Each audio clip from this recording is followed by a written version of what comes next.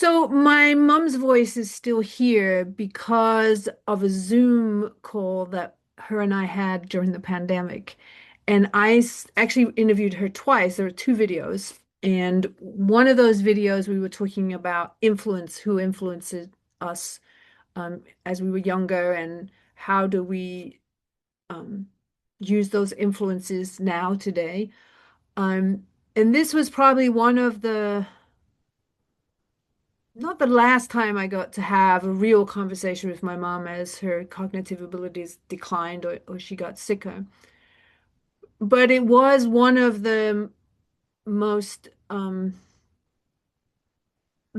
it was the longer conversation that I had with her. It was I don't want to say deep, but it was deeper conversation than we usually had, as when I would call her um, after this time, as she got, her memory got less and less, is that it was repeated stories. I used to get a lot of repeated stories from her. So maybe that's the thing that resonates with me with these videos, is that the stories were not the same stories that I've heard over and over again every single week, every time I called her. These are new things. So she was able to recall um, memories. She was able to share things with me that she was writing for my niece as she was about to graduate and go to high school, I think. So, and she's about to go to college now. So it was a long time ago. But I wanted to share them because I hope that in them you will, like me, find some power, strength from her answers as she thinks about those answers and she shares those answers with us. And right at the end, she shares a quote from my grandmother, which reminded me like that this independent streak that I have. And I sort of talk about my mom influencing me with that. I think she got that from her mom.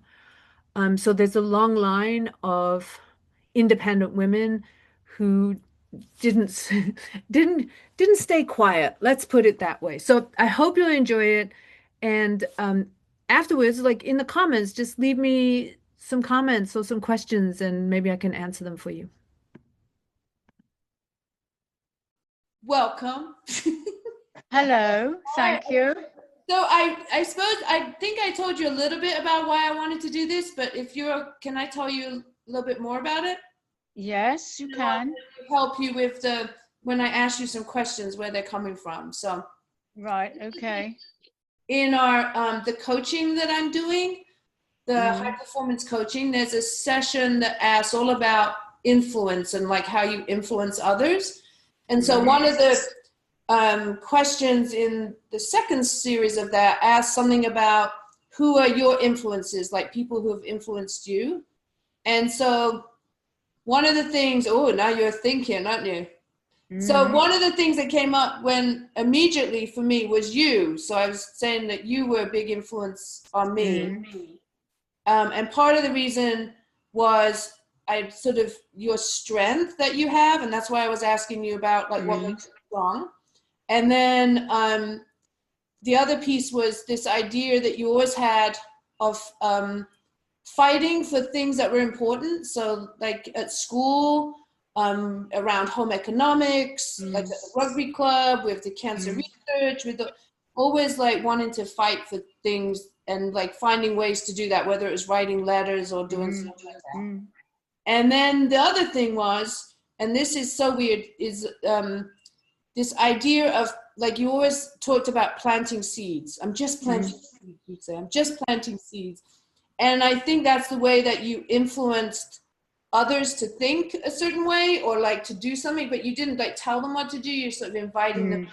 into a decision making with you. Mm. And so the weird thing was this morning I was doing a meditation with Deepak Chopra, and his whole thing was all about imagining yourself in a meadow and you were like thinking about abundance, like things that you're grateful for and things that you love. Mm. And it was all about plant. He said, now take out your seed packet and plant seeds.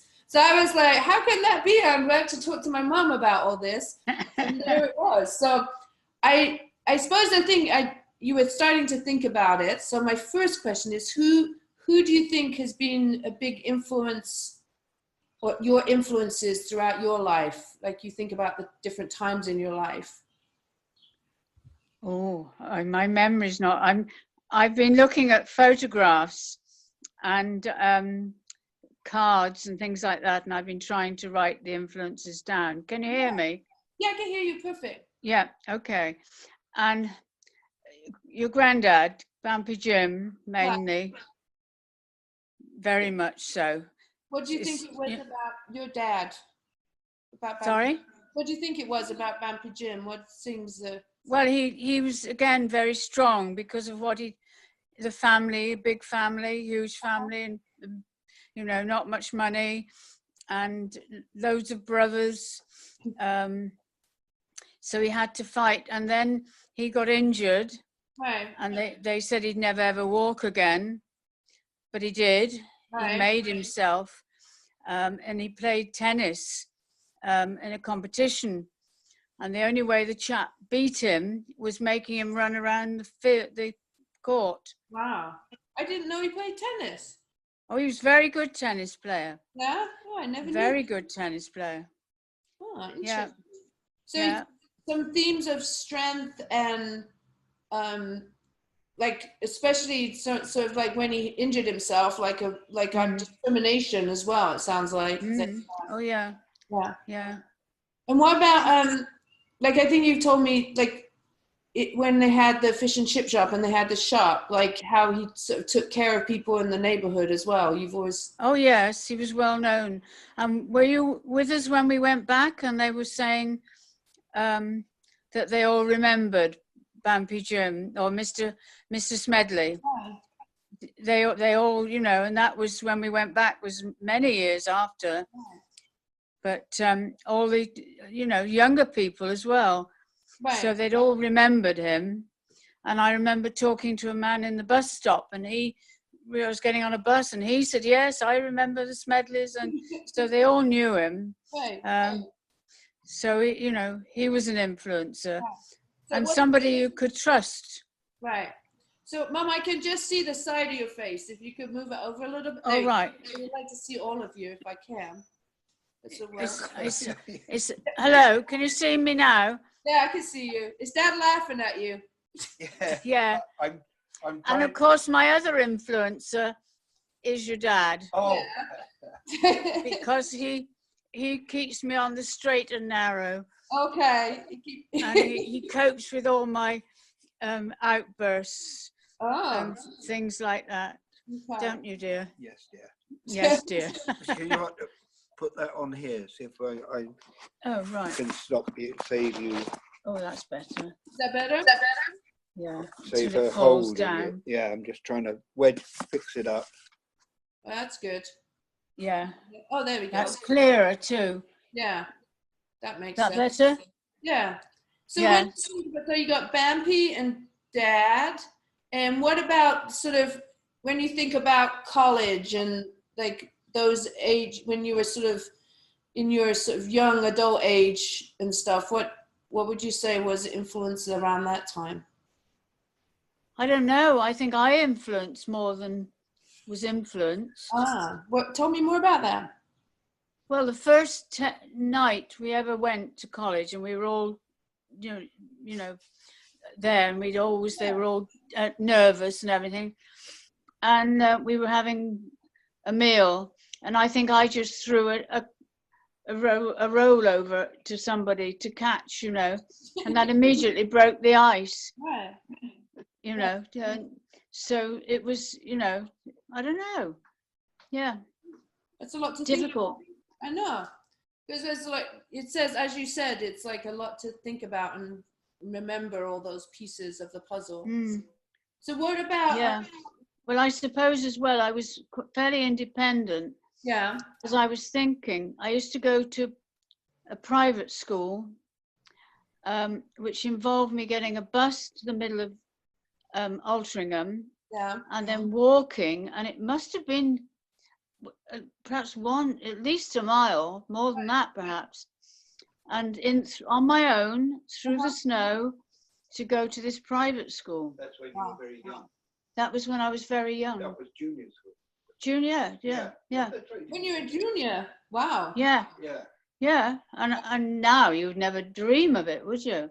Right. So it was just, Talk to Nick, not me. sorry, love, what? Talk to Nikki, not to me. Oh, right. Well, you were talking to I me. just said He's you haven't prompting pointed. you. He's prompting you. We should have you Right. and Dad on. I should ask him the same questions. Yeah. He ask the same questions. But so then, I was going to ask you something else around. Then that's. I wonder if that's like also. I think there's probably a line of independence because I think I have that independent streak as well. That, Mhm. and I think you and Dad both gave me like permission to like do that and like make sure that I ask questions. I remember when I went to school, you would always tell me that to ask questions because the chances are there was someone else in the room who didn't know or didn't understand or had the questions. Did I? I can't. That's true. Yeah. So Yeah. I mean, you probably don't remember saying things like No. that. And you did when we were younger to do that. Mhm. And Yeah. then I was thinking about because we were talking about Lola with your granddaughter and mine and sort of Henry as well, and thinking about you work with young people for a really long time in Yes. school, and just thinking about like what would be your pieces of advice for young people, regardless. I know it's sort of different times and there's more technology, but I think there's some like truths about, moving through the world. What would be your advice for them? You're looking for. Wait a minute. Oh, what have I done with it? You wrote some stuff, didn't you? I've written it. I've got it. I'm trying to update it actually. And I was trying to work out when I'd written it, how old I was and everything. But, oh damn, what have I done with it now? That's all right. We can talk about it next time if you want to use those. First start. Boo? Yes. Could you see that? Oh, I got it. It's all right, Nick. I've got it. All right. I love that color on you, by the way. Do you? Oh, and the trousers match. Ooh. Right, now, this is all the things that I wrote. All right. I'm not going to read them all to her. I'm making sure you still see yourself. Oh, I can sit. She can see. Yeah, I can see him. I would say something. Yeah, I've been working out because I've said here when I've talked to my the 15-year-olds that were leaving school, Right. not going on to sixth form, but the ones that were leaving school, possibly coming to the end of their. And I said, when you are 30, my grandchild will be 15, and I will probably be no longer here because I will be 80. You are the future. Make for our country. Make it a safe and happy place for him or her. Keep yourself safe.